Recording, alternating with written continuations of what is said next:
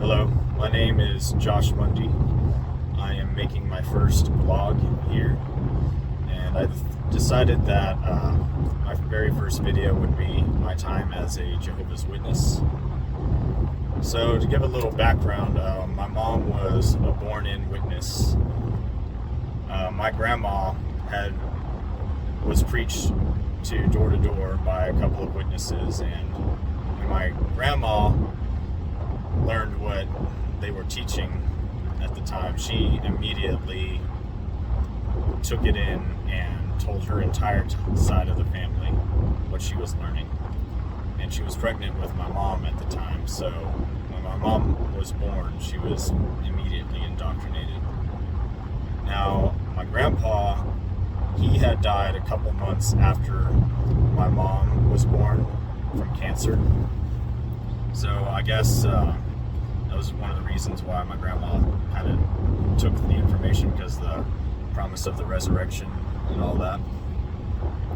So anyway, as my mom was growing up, my grandma started seeing this other guy, and he had said that he would be a witness if she would marry him. So she marries the guy, and he never becomes a witness. Anyway, my mom had the worst childhood because of that guy. Her stepdad was a very evil man. He would beat her every day, belittle her, call her names like bitch or whatever. I mean, she was never sexually abused, but, you know, it very well could have happened by the friends he was bringing over and would get drunk with. And not only would he beat my mom, but he would beat my grandma also. And also, she never had a social life. As soon as she got home every day from school, she was just sent to her room. She wasn't allowed anything in her room. You know, just sit there, don't move, nothing. So it was an awfully traumatic way to grow up, for sure. And the only happiness my mom had was her faith. It was the only solace and the only way she could keep some form of sanity. And I do believe that she still holds over some emotional and mental weight because of what she has experienced. Well, anyway, she was threatened by my step-grandfather one day when she was in the Kingdom Hall. He came in drunk and had a gun and was going to kill her. And the brothers had snuck her out of the Kingdom Hall, and she went to live with somebody else. And she got married at 18 to this family so that she wouldn't have to go back home and deal with all that bullshit. Now, my dad was not a witness. He was born a Catholic, and he was raised in the Catholic Church, and at 16 he decided, you know, this is not for me and I don't believe any of this, and became agnostic. So anyway, when they met, my mom was going through a divorce with that guy, and it was an unscriptural divorce. They just decided that they weren't right for each other, and it was a mistake to get married that young. And my dad was also going through a divorce at the time, and they worked at the same company. So they met each other, you know, fell in love, and so my mom was disfellowshipped at the time, and they had me before they were married. Me and my brother. So anyway, she preached to my dad, and eventually my dad, you know, kind of caved in and said, okay, yeah, sure, I'll be a Jehovah's Witness. So they got married, and then they got baptized. Growing up, I guess you could say I was the poster boy of a Jehovah's Witness. You know, I was very zealous, and, you know, I was very proud of being a Jehovah's Witness, raised my hand as much as I could. You know, talking like 4 to at least 10 years old. This was me. And, you know, to me it was my joy. You know, I loved it. And I thought that it was very real to me. But, of course, you face all the problems as a Jehovah's Witness child, the birthday celebration, the holidays, and I remember I'd cry because I wasn't able to be a part of those things, and my parents would buy me gifts on other people's birthdays or Christmas, not exactly Christmas, but like a couple of weeks after, kind of cheating the system anyway. And so, it made me happier, I guess you could say. It got me through those, like, tough times. So, when I was 10 years old, things started changing. Started hanging out with my dad more and really talking to him, really developing our relationship as a father and a son. And I tell you what, if it wasn't for my father, I'd be a straight up pussy. Not even lying. The fact I would be a wimp, one of those soft, turn the other cheek, like, oh, scared of everything kind of witness. Like, oh, don't just show me that. Don't show me that. I don't want to watch, a rated R movie, or don't put that stuff in my ears. Now, when I was 10, he showed me my first rated R movie, Aliens. That movie still holds a special place in my heart. Sat me down, listened to metal for the very first time in my life, System of a Down, BYOB. That song changed my life. It made me really love and appreciate music. I've always had a love for music, but that was a song that made me go that I couldn't go a day without listening to music, and it's why metal and punk are like so important to me. And of course, listening to metal and punk, you want to dress like metalheads and punks, so I started, adopting that dress. And of course, the more time we spent together, the more we would talk. And he taught me how to be a man, how to show respect to others, how to honor others, and told me that honor was a gift a man gives himself, and showed me what kind of man I was going to be growing up. And we also started talking about doubts about the organization. My dad had some serious doubts. My dad was a history buff, loved doing history and looking into science, whenever he had the time. And, whenever it came to Jehovah's Witnesses' belief and its contradiction with history or science, he just couldn't buy into it. Like, for example, humans were on Earth for 6,000 years. He told me, no, that's impossible. Absolutely no way. Humans have been around for way longer than that. And showed me evidence, showed me what to look up, and, I believed it. Absolutely. So, as I was getting fed this true information, I was definitely taking it in and thinking, well, yeah, what they're teaching is wrong, but maybe the new light will change what they're saying in their watchtowers and awakes. And, other things about science in the world, like, we're the only things ever made in all of creation, that's just small-minded thinking to think that, in the entire universe, Earth is the only planet with inhabitable life. That's, absolutely bonkers to even think that in this infinite span of the universe, we are alone. So that was another doubt that would come into my mind. And yeah, even the Earth being only 6,000 years old, no way. 4 billion years old, if I'm correct, I think. Hope so. Hope I'm not feeding false information through my blog. But anyway, when it came to history and science, that's where I knew that, no, what Watchtower was teaching wasn't right, but you go along with it because you believe in God and you believe in this promise of resurrection. So, as these doubts are building, I'm a teenager now and going through high school, and that's when, socially you realize how awkward you really are. I mean, not that I was ever picked on or really bullied. I mean, you were teased as a little bit, but I could always stand my own because my dad taught me how to stand my own. But it just felt so awkward being a Jehovah's Witness in school. I remember I would be embarrassed to say I was a witness. So I lived kind of a double life. I mean, I was not smoking or going around having girlfriends, but talked a lot of shit, and I put on this, attitude that I was just like everybody else. And I fit in for the most part. It's also when I started to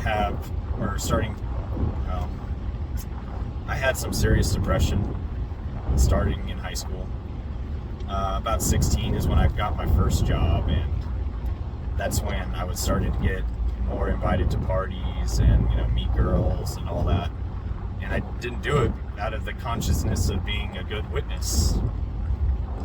And it was killing me, dude. I'm not kidding. I was so severely depressed, it was affecting my body physically. I was starting to have hair fall out at 18, dude. And I would break out in acne on my back. And I never broke out on my face, but always just on my back. It would just flare up. And I never understood why that was, but I was also going through this tumultuous time in my head, and emotionally it was just hard. And of course, right around 18 is when a guy my age, has the freedom to finally date. Now, I have always been girl crazy. Always, It was very hard for me growing up not to have a girlfriend. I never did, but it was just so frustrating that I couldn't because they were either worldly or I wasn't of age yet to start taking it really seriously. So I got baptized at 14 for the wrong reasons, because I knew that, if other peers my age would get baptized, then I should too. So I did it, and I kind of did it for a love of God too, I would say. But ultimately I knew that, girls were going to go after a baptized guy, not after someone that wasn't, at least in the organization. So anyway, when I started asking girls, it was kind of bad in a way, at least it affected me. Well, let me just say how, whenever I would ask girls, they would most of the time the answer I would get was, well, I'm focusing on my spirituality now. I'm flattered, but that's not what I'm looking for.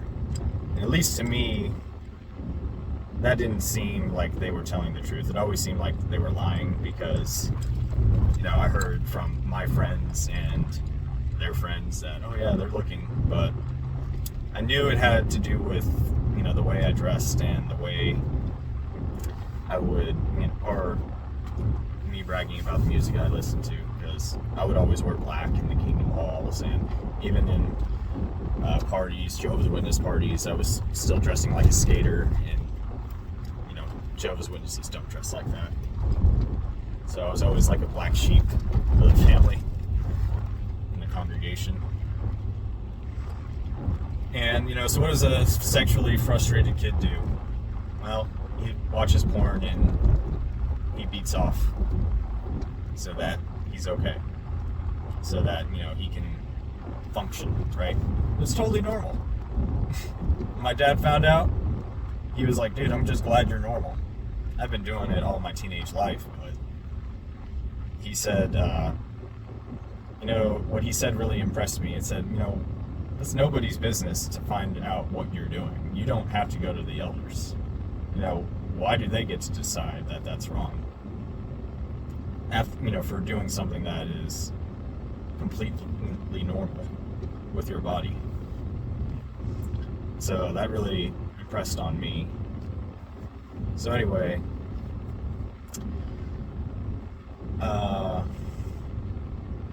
yeah, when I finally got relationships, I don't even know if I should even call them relationships now. I mean, they just felt so fake looking on it now. The whole chaperoning thing, and then really only talking about spiritual things. And at this point in my life, I was really not all about that. I never wanted to go to Bethel, and I never wanted to do all the Jehovah's Witness stuff that they want you to do. I mean, I would go out in service and I gave cards, but I just didn't want to be the cookie cutter witness. It just was not in me. And so, talking with girls about my spiritual goals, I was like, yeah, I'll probably regular pioneer or something like that. Maybe become an MS, whatever. Never did, but anyway, it was a waste of time, really. I want to say, at least from 18 to 20, I really tried to be a good witness. I was really, really trying, I would go out in service when I could, gave as much parts as I could, participated as much as I could, and volunteered for a lot of stuff. But I was really doing it because, people would tell me, well, girls only wanted spiritual guys. So I was like, okay, I guess I'll be spiritual. This is the only way it's going to work. Well, then anyway, about a couple of years ago, started bragging to a friend that, about the movies I was watching. Quentin Tarantino, big Quentin Tarantino fan. And, some other rated R movies I was watching, and told me that, well, you should really watch out what you're watching, and, sent me some articles about entertainment, and said that, well, I promise you I won't go to the elders about this. Well, guess what? I get pulled into an elders meeting. Guess what they talk about at the elders meeting? Rated R movies with me. How I love them so much. So they asked me the question, what was the most recent rated R movie you saw? And I had just seen the movie Joker on opening day. I said, oh, I just saw Joker. And they were like, oh my God, you did what? I can't believe you went and saw that movie. And to me, that was just like, what? This movie isn't as bad as, you think. I've seen a whole lot worse. And when I said that, then it was like, well, okay, we need to go to a judicial committee for a movie. And I really didn't know what a judicial committee was, and they fucking asked me if I wanted to go, so I did. And, these three brothers are talking to me, and one of these brothers has watched rated R movies with me. And I asked them, well, what do you stand on all this? And they said, well, he's not the one being questioned right now. And I thought, okay, that's a little weird. They asked me how long I've been watching rated R movies. I was like, dude, practically my whole life.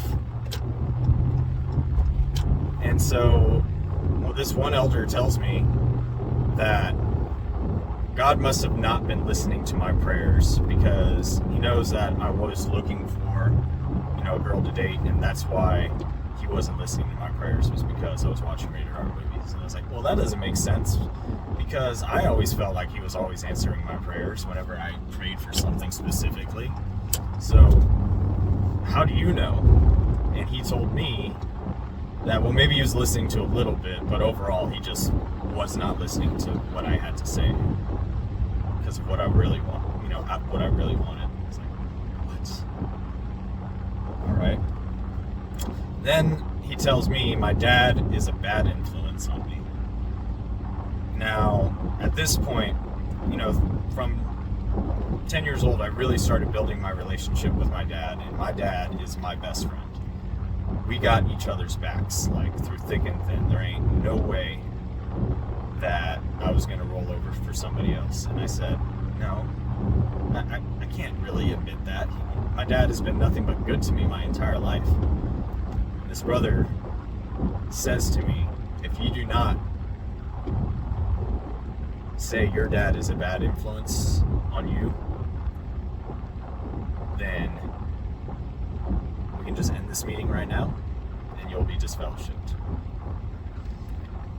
Now, my dad never really did the whole witness thing. I mean, he was baptized, but he never went on the service, and he kind of participated, but he was always kind of criticized by his grooming, wearing black, and he had a big old handlebar mustache at the time, and they saw that as spiritually weak.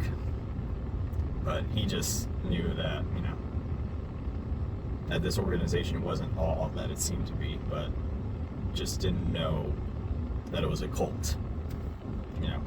Believed in God and believed in the promise of resurrection, but as far as these guys have it 100% right, he didn't believe that.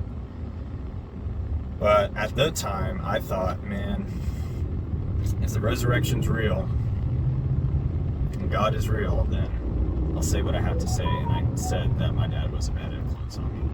I left that meeting being reproved publicly.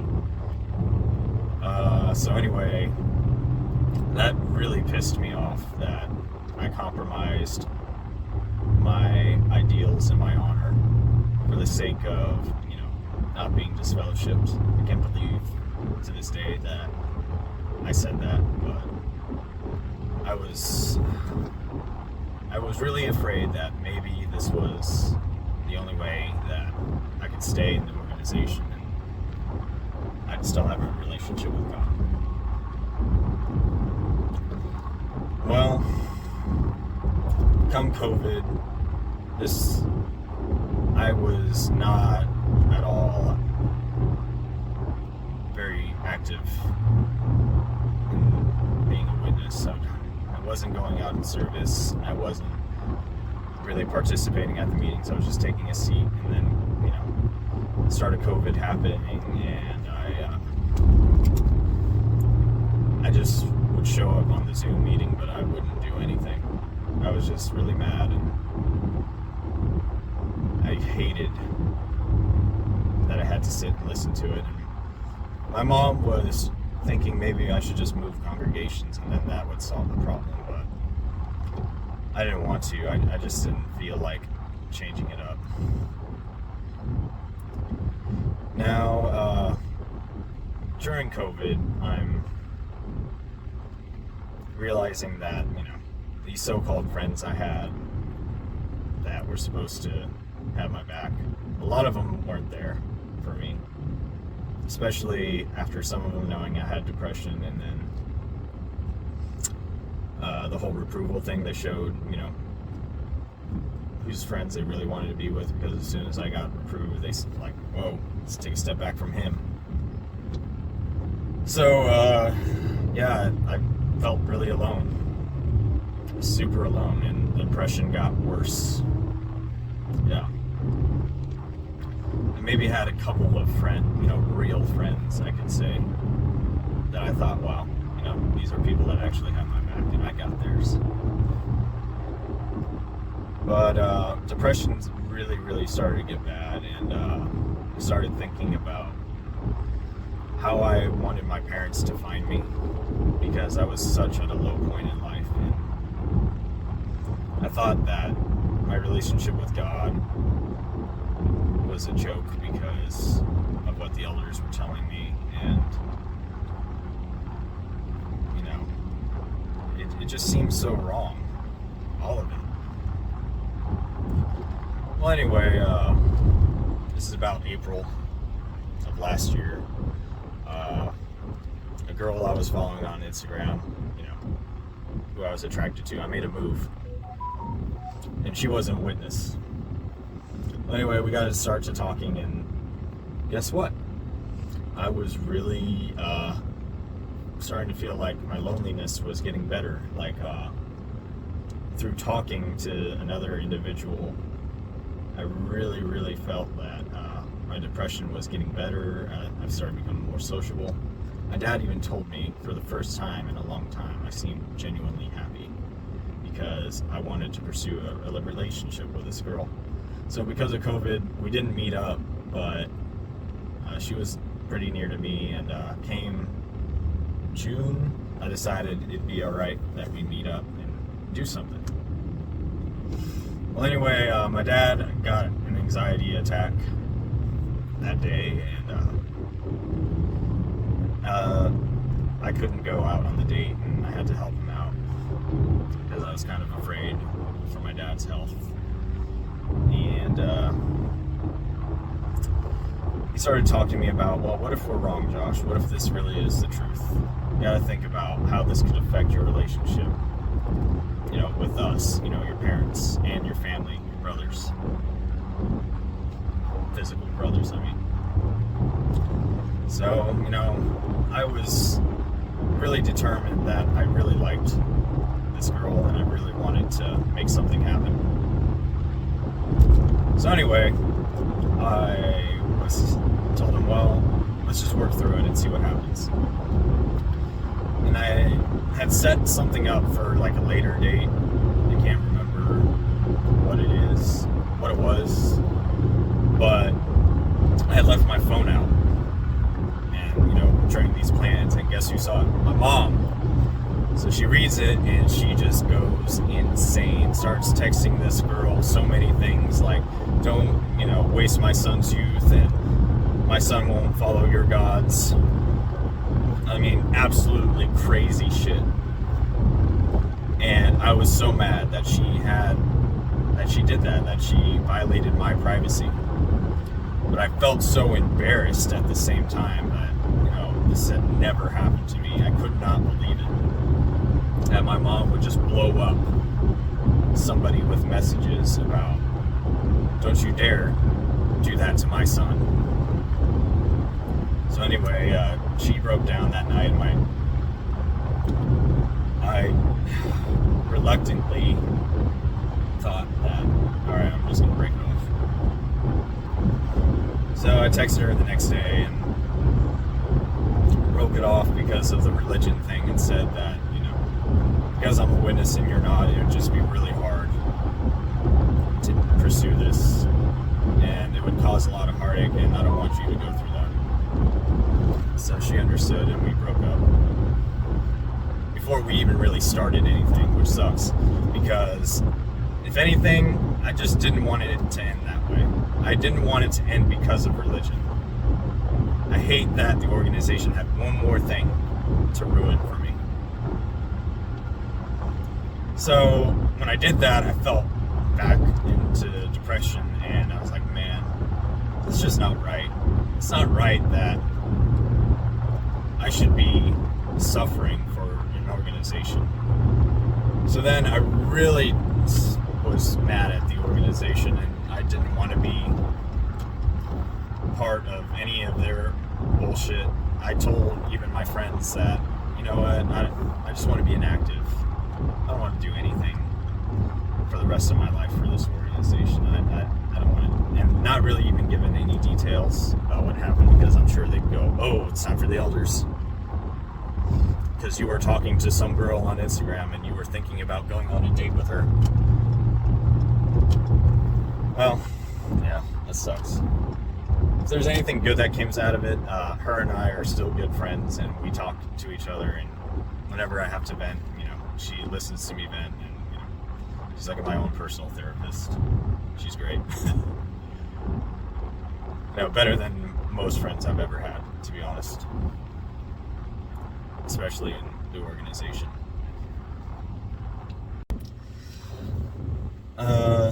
Let's see. Right at the end of 2020, Chris Stuckman, YouTuber, comes out with a video, why I left Jehovah's Witnesses. Now, I really like Chris Stuckman. I like his movie reviews. And so this struck me as, what? Watched that entire video, and I related so much to this guy. I mean, it felt like I was living his life and he was living mine. It was just like, wow. And at the end of the video, he said, I encourage you to do research. Either watch Lloyd Evans or watch the Leah Remini show. Of course, I didn't know who Lloyd Evans is at the time, and I was like, Alright, cool. I'll watch Leah Remini. I like her. I like her Scientology show. So, watch the Jehovah's Witness episode, and boy, did that wake me up. When I first watched the Chris Stuckman video, I had a crisis of faith. I called my dad, and I was like, man, are we sure we're in the right organization? Because I don't think so. And, what he's saying, it makes a lot of sense. And I don't know, I just can't help but relate to this guy. Watch Leah Remini's video, it was no doubt, oh my god, I'm in a cult. Had my dad watch Leah Remini. He immediately woke up from watching that. Knew right away it was a cult. So, what do? I dive deep, man. I get in so deep. I watch Lloyd Evans on YouTube, and shout out to that guy, because, man, you're doing such a great job. And thank you for all you do. Really. You've woken up a lot of people, and you've saved a lot of people's lives, and I appreciate what you're doing. And, read Crisis of Conscience, all that. And so, what does an eager kid want to do when he finds out that his whole life is basically a lie? All his beliefs are basically lies? You want to tell your family. I told my mom. I told my brothers. To stay on 183 South. My mom and my brothers did not take very well to this. Especially my mom. Told me I was reading apostate literature. Well, technically, yeah, it is. But also saying that, all that information is from Satan. Have to stay on 183 just told her, why don't you just do the research yourself? She said, all right, I will. Every single piece of research she ever got was from Watchtower. And I said, no, I meant real research. That is biased. And she said, well, they don't lie. And at that point, I'm like, well, yeah, they're going to lie to keep you in the organization. If they're lying about 607 and 1914, then they're lying. She's like, well, what do you mean? So I explained 607 and 1914, and she's like, well, I'm going to debunk you on that. Every single piece of information, again, was from Watchtower. And I said, no, you can't validate that because it's only coming from Watchtower. And so she told me, so you're saying the governing body are liars? I'm like, yeah, of course I do. I believe they are. I think they're horrible people. Now, let me just say, I've never really liked the governing body. Ever since Anthony Morris's infamous tight pants talk. He also said in that talk, if a brother was dating a sister, he was 23 years old and not a ministerial servant, that she should dump his ass because he wasn't where he should be spiritually. Pissed me the fuck off. Dad and I both came out of that hall when that annual meeting happened and said, who the fuck does this guy think he is? Also, Stephen Lett is an idiot. Could never take him seriously. Hated doing broadcast. Hated it. There was hardly ever any kind of family worship at my house. And my mom always wanted to watch the broadcasting, and I hated watching it. My dad hated watching it. Even my brothers hated watching it, which is so surprising that they were so strongly adamant that what I was saying, couldn't be true. But I guess, going through crisis of faith, you don't want to lose your faith. So, anyway, it was like an entire month of me just trying to prove my mom wrong, because I really wanted her to wake up. I really loved my mom. But it would just turn into heated arguments. Like every single night for a month. I'm not kidding. Literally every night. Could not go to bed peacefully. Had to, somehow we would get into a shouting match over, who was wrong. I came to a head at this one night when I said that the governing body is not inspired. And they say that in their own literature. She got up to slap me. My mom has never hit me before. She didn't hit me then, but it was so surprising to me that she got up, raised her hand, and was going to smack me in the face, and I grabbed her hand and started yelling at me. And I said, "Were you about to smack me in the face?" My dad comes out of his room, hears the commotion in the kitchen, is like, "What's going on here?" And I immediately break down. I'm on the kitchen floor crying because not so much that my mom was going to hit me, but because she was believing Watchtower more than her own son. That she was going to, that it was very clear that no matter what I said, no matter what evidence I provided, and believe me, I tried, I would give her so much evidence as to why I believed this was not the truth anymore. And she was never going to deny it. She was never going to deny Watchtower, nor Jehovah. And it hurt me so much that that's where she was going to make her stand. And my brothers as well, my two brothers. So she gets her cousin to text me, encouraging things, and I told him, "Look, man, I'm not buying into this Jehovah's Witness thing anymore. I'm done." And so when I told him that, my mom calls the elders. Now this is not where I wanted to be at all. My plan was just fade away. Just never show up to meetings again. Don't answer any elders' calls, and I'd be fine. Well, elders talk to my parents and say they're worried about me and they just want to talk to me and all that mess. Say that they love me and they just want to know where I stand and that there could be hope for me. So my mom tells me, "Look, if you really love me, you're going to just say that you would at least go and see what they have to say."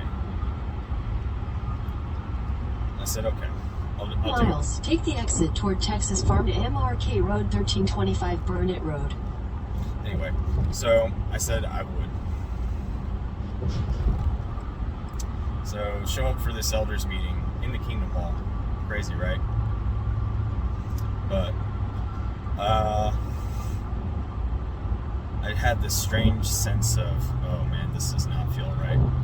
As soon as I walked in there, it was just like anxiety was pounding in my chest. Never felt that before inside of Kingdom Hall, but I guess it's because I knew that this place really isn't what it says it is at all. So they talk with me, ask if they can do a prayer. I say sure, and ask if they can read scriptures. Mostly talking about apostates and how it's gangrene and blah blah blah, and cut off from the congregation and Peter. So they asked me, well, what led to this and blah blah blah. So I just told them I've always had doubts. This is the way I was. I think historically and scientifically, there's a lot of things that the Bible can't back up whatsoever.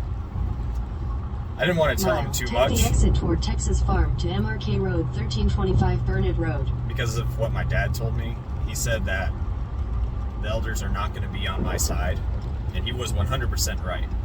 Absolutely, they're not on your side whatsoever. No matter how much they say, exit we're friends Texas and we Farm love to you and we MRK care Road about you. 1325, then merge onto Research Boulevard. But when it comes to the organization, they're going to look after organization's interests first. And that's just the bottom line. That's just the way it is. I'm sorry, but yeah. So I didn't want to dive into too much Go on information. Research Boulevard for 3/4 of a mile. Said that I couldn't believe the whole, Earth only being 6,000 years old, and I can't believe that 607 was the date that Jerusalem got destroyed when it's been proven wrong, by so many scholars and researchers. And so, that it was very clear to them that the only way they were going to get me to turn around was starting to use fear tactics. And boy, did they try. Started giving illustrations about during the resurrection that, there would be like, say, this X amount group of people would be resurrected in 100 years. And, some would take what they call truth and roll with it, or they wouldn't. And the people that wouldn't would die. And one day you'll be walking in paradise and you'll see a pile of ash and you'll go, oh, wonder who that was. He asked me, would it be me? Okay, that's a little morbid. All right. Also talking about, would I even make it to Armageddon? It's like, well, I don't think that's going to happen. If it hasn't happened now, then surely it's never going to happen. And then they also asked me questions like, do you want to be a Jehovah's Witness? And I said, no, I don't want to be one anymore. It's not my desire. 1,000 feet, turn right. And they were saying, do I believe that this is God's organization? I said, no. Next right, then turn left. If there's a true God, this is not his organization whatsoever. And, that was really shocking to them. So one elder tells me, well, I'd be doing a disservice to you if I didn't tell you that if you are no longer one of Jehovah's Witnesses, that means you will be cut off from the congregation, that you will have no contact with your friends, and you will have no contact with your family. And if they are good Jehovah's Witnesses, they would kick me out of the house for what I was saying and believing. And that pissed me the fuck off. I didn't say it did, but dude, I was not happy. I was not happy with what they had to say. And so this other elder, he decides that to tell me, well, if you really loved your family, like if you really loved them, you would give it a second thought. You would take some time, give it a second thought, because apostates don't really love their families. And I don't know how I could conceal the hate in my eyes when he said that. Not that I was hating him as a person, but just hating that he had the gall to say that. Just, it was infuriating to say the least. So I said, sure, I'll think about it. So then they wanted me to backtrack everything I fucking said. It's like, what? We just went over this, and so they're saying, well, why do you want to think about it? Do you suddenly believe, or, is this God's organization? So for the sake of me wanting to get the fuck out of there, I just said, yeah, whatever I gotta say. Get me out. Walked out. And, man, I told my mom and dad, I was like, yeah, there's no Holy Spirit guiding that organization. I saw that with my own eyes today. All they were trying to do was use fear tactics to get me in. I didn't even say everything that they told me. They said some pretty crazy shit. Should have recorded it, but oh well. Opportunity's gone now. What are you gonna do? So that day I was just like, man, I don't want to be a part of this organization. I'm not gonna have them kick me out based on their terms. I'm gonna leave on my terms. So when they called me, I said, you know what, guys, I'm done. That's it. I want to write my letter of disassociation. And this one elder tells me that he appreciates my honesty and that he respects my decision. Doesn't agree with it, but he respects that, I'm going to make my own decision. So, yeah, I saw that he meant that. Anyway, met with them, handed over my letter stating I do not want to be a Jehovah's Witness anymore. And that I still loved and cared for some people in the hall, that I wasn't hateful. I'm not leaving this to be hateful. I'm not doing this to be a hateful person. So I left. As soon as I walked out, I felt amazing. I felt great. I felt like I finally had this huge weight of being under Watchtower's shoulders lifted off of me. It was amazing. Well, the repercussions of what happens after you leave start to sink in. They had, not that I listened to this talk, but I was walking through the kitchen after I just got home and heard the local needs about an apostate in the territory. And I was like, wow, not that I'm going to stay and listen, but I knew it was only a matter of time. And then this is really hard because I live on a ranch with my family. It's a good, decent sized ranch, and we all live under the same roof. And so my house is technically under construction right now, so it's not ready for me to be lived in. So I am living underneath my parents' roof right now, and because my dad will stand by me and not compromise his belief that blood always comes first before God, that my mom left the house along with my two brothers. My middle brother, he's a couple years younger than me. He's got his own apartment, and the other brother, who's 4 years younger than me, he's still a minor, living with my mom. And it's been really hard because they won't talk to me whatsoever. And I know it's hurting my dad, but he always tells me he's standing by me because I made the right decision, while they're making a decision based on a religious belief.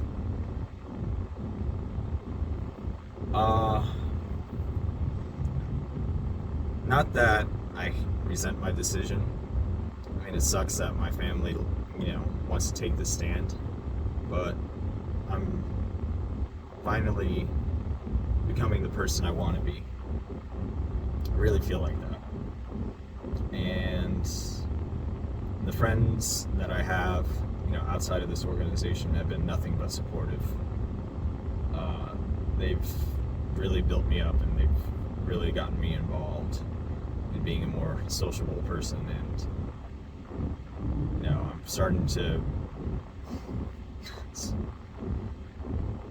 I'm just starting to be myself again,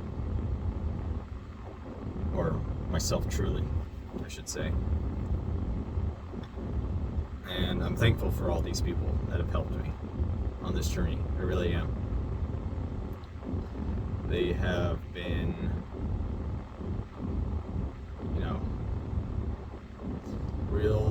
really inspirational and supportive. Especially my dad and his side of the family, because they're not witnesses whatsoever. Absolutely just unconditional love from them.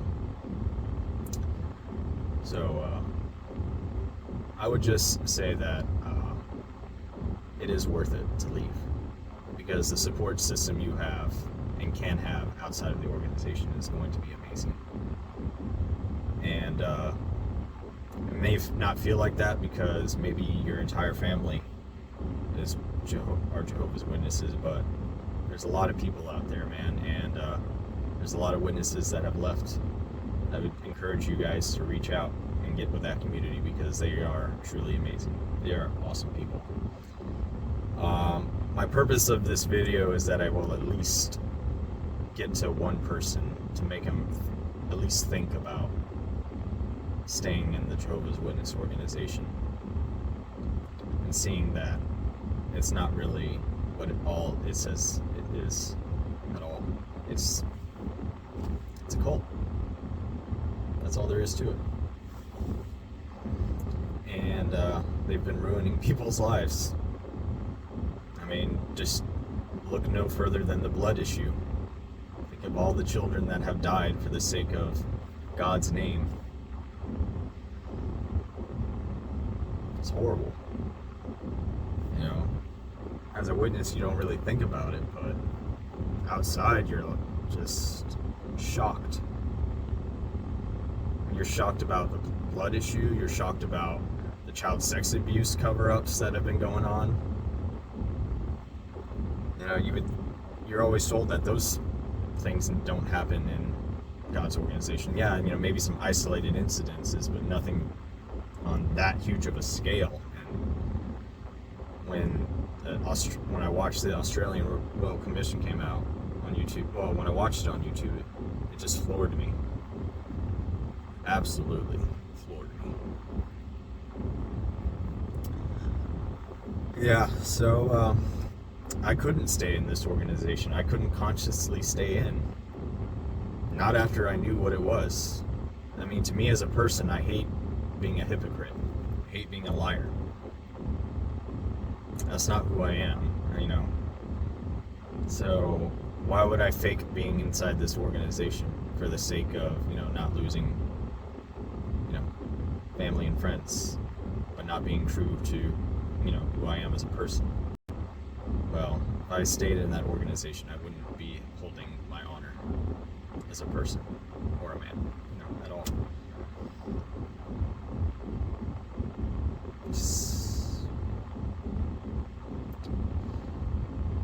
Yeah, it's truly surreal to stop and think about everything that has happened in such a short amount of time.